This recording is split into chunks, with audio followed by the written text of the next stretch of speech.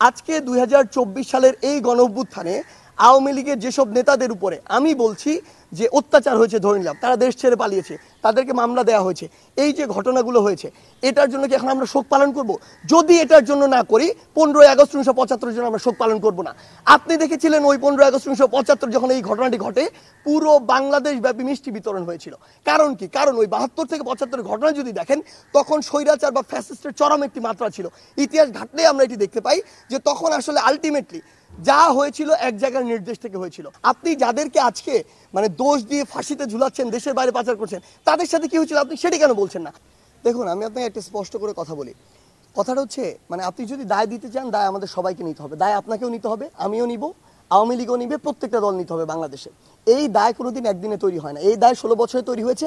আমরা দেখেছি 16 বছরে পুরো বাংলাদেশের প্রত্যেকটি সেক্টর কিভাবে চুপ ছিল, কিভাবে ক্ষমতার অপব্যবহারের ফলে তারা তাদের জায়গা থেকে তাদের যে ভূমিকাটা পালন করা ছিল কেউ করেনি। এই যে জনবিস্ফোরণটি আপনি দেখছেন যেটি হয়েছে 16 বছর পরে এই জায়গাটিতে দাঁড়িয়ে, এটি ঘটার পরে এখন সবাই সবার জায়গা থেকে যত কিছু বলার বলছে। 16 বছর ধরে যদি এই মানুষগুলো তাদের জায়গা থেকে কথা বলতো, বিষয়টি এ পর্যায়ে কখনো যেত না। যদি দায় নেয় আমাদের সবাইকে দায় নিতে হবে, আমি এটাতে একদম দ্বিমত করবো না এই জায়গা থেকে। কিন্তু আপনি যদি দায় দেন কোনো নির্দিষ্ট একটি গোষ্ঠীকে দিতে পারবেন না। কেন দিতে পারবেন না? কারণ আমরা দেখেছি, আমরা যখন ডিবি হেফাজতে ছিলাম আমাদের সাথে যেগুলো হয়েছে মিডিয়া সেগুলো প্রকাশ করতে পারেনি। কেন? হয়তো বা এমন হতে পারে করতে দেয়া হয়নি, কিন্তু পারেনি তো, এটাই তো বাস্তবতা। আমরা দেখেছি সরকার তার ক্ষমতার অপব্যবহার করে আমাদেরকে হেফাজতের নামে 6 দিন আটকে রাখা হয়েছে। একটা মানুষকে 24 ঘন্টার বেশি জিজ্ঞাসাবাদের জন্য কোনদিন আটকে রাখা যায় না। Treat chocolate, treat moment, sweet moment. সেটাতে এই যে একটি প্রেশার ক্রিয়েট করার যতটুকু বিষয় ছিল সেটি করা হয়নি। আমরা দেখেছি আমাদের আন্দোলনের সময় অসংখ্য সংবাদ সম্মেলন আমরা করেছি, বাংলাদেশের বর্তমান যে প্রচলিত মিডিয়া সিঙ্গেল একটিতে কোনো কিছু আসে নাই। তার মানে আপনাদের যতটুকু পালন করার কথা ছিল আপনারা করেননি, ওই দায়িত্বকে আপনার উপর বর্তায়। সেইমভাবে আমি কর্মসূচি ঘোষণা দিয়েছি। আমার কর্মসূচি আমি ধরে নিচ্ছি যে বিভিন্ন মানুষজন সেখানে তাদের রাজনৈতিক উদ্দেশ্য বাস্তবায়ন করার জন্য বা দেশকে অস্থিতিশীল করার জন্য, ইভেন ইফ আওয়ামী লীগ, ছাত্রলীগ, যুবলীগ তাদের অসংখ্য মানুষজন বিভিন্ন ছদ্মবেশে ওইখানে ছিল এই কারণে যে তারা একটি অস্থিতিশীল অবস্থা তৈরি করতে চায়।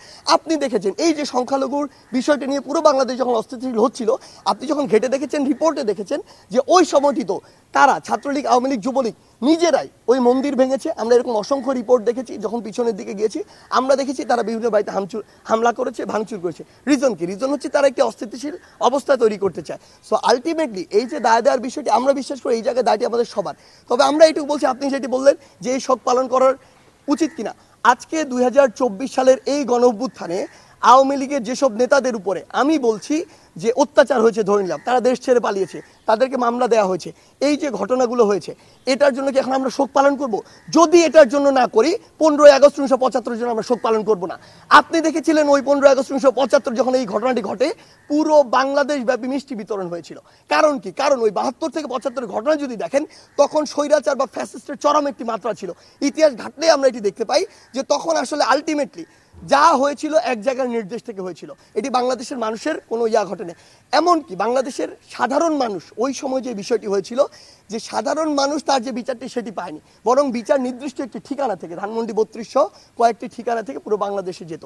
সো ওই সময় সামগ্রিক একটি বিপ্লবের ফল ওটি ছিল। আসলে আপনি যাদেরকে আজকে দোষ দিয়ে ফাঁসিতে ঝুলাচ্ছেন, দেশের বাইরে পাচার করছেন, তাদের সাথে কি হয়েছিল আপনি সেটি কেন বলছেন না? বিগত 16 বছর ধরে আপনি এটি বলেন নাই, কারণ বললে হয় আপনার চাকরি থাকতো না, হয় মিডিয়া থাকতো না। This is the reality. So fact হচ্ছে আলটিমেটলি আপনার পিছনের ঘটনার দিকে যেতে হবে। আজকে 24 সালে যা হয়েছে এটা 24 সালের ঘটনা না, বিগত 16 বছর ধরে হয়েছে তার ঘটনা। সো আমাদের জায়গা থেকে আমরা মনে করি শুধু আমাদের জায়গা না, বরং রাষ্ট্রীয়ভাবে এই যে শক্তি এটি পালন করা উচিত নয়।